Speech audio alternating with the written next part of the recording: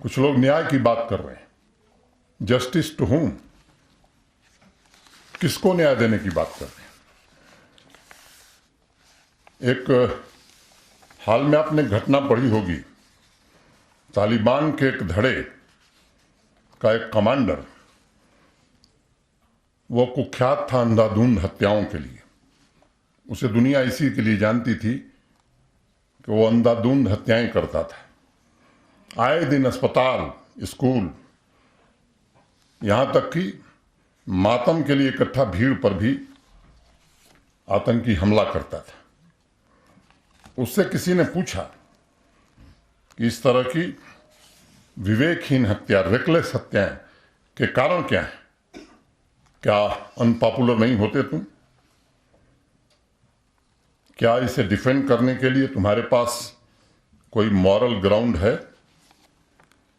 तो तालिबान कमांडर ने पूरी ईमानदारी से कहा कि हम पब्लिक सर्विस नहीं करते, न हम आम नागरिकों को पानी बिजली दे सकते हैं, न ही सड़क, स्कूल, अस्पताल दे सकते हैं। हम लोगों को मात्र सुरक्षा की भावना, सेंस ऑफ सिक्योरिटी दे सकते हैं। लेकिन हम यह सेंस ऑफ सिक्योरिटी कैसे दे सकते हैं? जब तक हम लोगों में इनसिक्योरिटी नहीं पैदा करेंगे, तब तक सिक्योरिटी की भावना कैसे आएगी? और तालिबान कमांडर दरअसल ये कहना चाहता था कि आम आदमी और प्रशासन दोनों को ये महसूस होना चाहिए कि जब तक तालिबान का शासन स्थापित नहीं होगा, तब तक न तो आम आदमी और न ही प्रशासन शांतिपूर्वक रह सकता है। जहां तक मैंने जिक्र किया भी, 3 दिन के अंदर ये घटनाएं हुई हैं, इस निर्मम हत्या का सवाल है। मैं उन आंकड़ों को दोहराऊं जो लोग ये बयान दे रहे हैं, तो कालिक कम पड़ जाएगी उनके चेहरे पर पोतने के लिए। लेकिन आज जिक्र करना मैं जरूरी समझता हूं, जिन लोगों ने इस सूबे को लंबे समय तक चलाया है, ये लोगों को ध्यान रहना चाहिए कि 1998 ईस्वी के अंदरबल में, बंधामा में 26 कश्मीरी हिंदुओं की हत्या हुई थी। कौन था उस समय? 1998 में प्राणकोट, उधमपुर में 26 लोग मारे गए थे।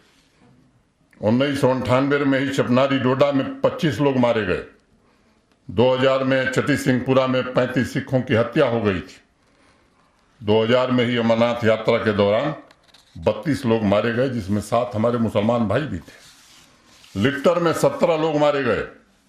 कासिम नगर में अनेक लोग मारे गए। एक एक घटनाओं का मैं जिक्र करूं।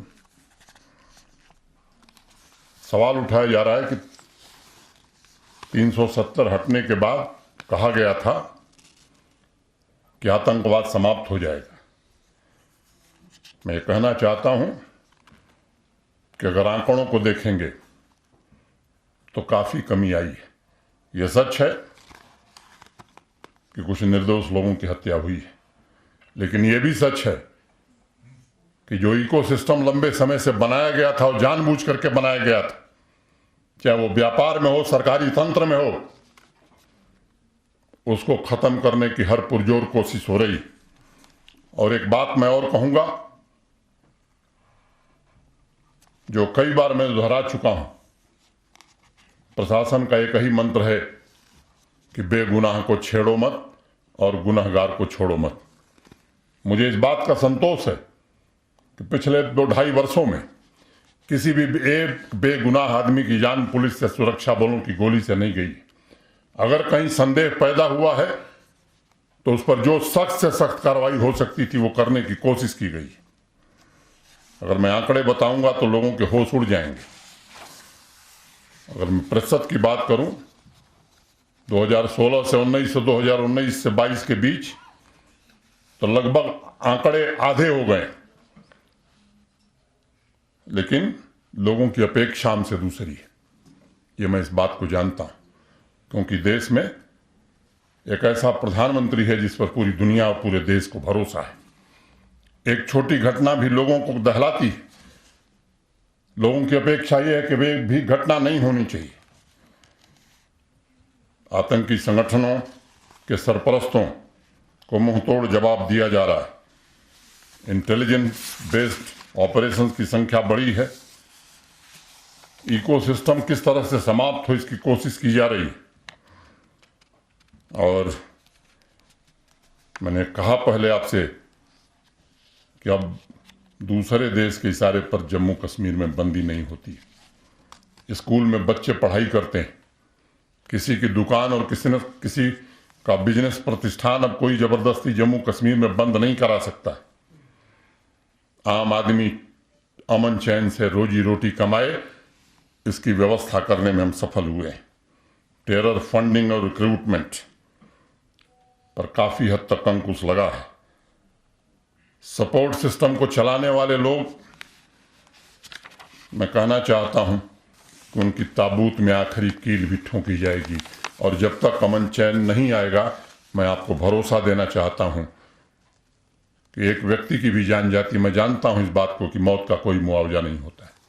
जिस परिवार का दिया बुझ जाता है उस परिवार को देखने वाला कोई नहीं होता। इस सच्चाई को मैं जानता हूं। मुझे दुख है कुछ लोग इन आतंकवादियों के शिकार हुए हैं, लेकिन आज मैं आपसे जरूर कहूंगा कि आतंकवाद समूल जम्मू कश्मीर में समाप्त हो, इसकी हर कोशिश अंतिम सांस तक की जाएगी।